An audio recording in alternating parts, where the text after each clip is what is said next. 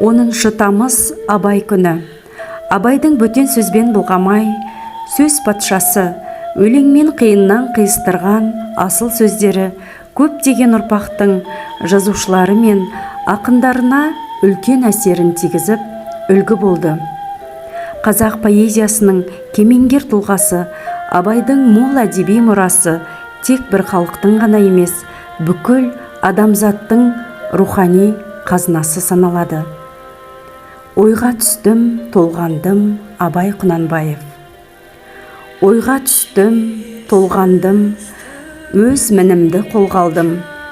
Мінезіме көз салдым, тексеруге байландым. Өзіме өзім жақпадым, енді қайда сиялдым. Қалап алған көп мінез, қалайша қылып тыялдым. Бойдағы мінді санасам, тау тасынан аз емес. Жүрегімді байқасам, ине дейін таз емес. Аршып алып тастауға, апандағы саз емес.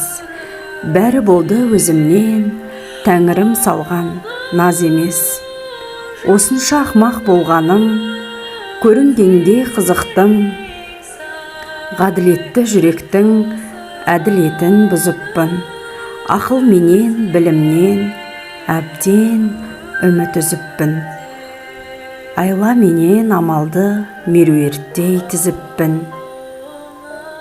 Жалмауыздай жалаңдап, ар ұяттан күсіппін. Қулықпенен сұмдыққа құладындай ұшыппын.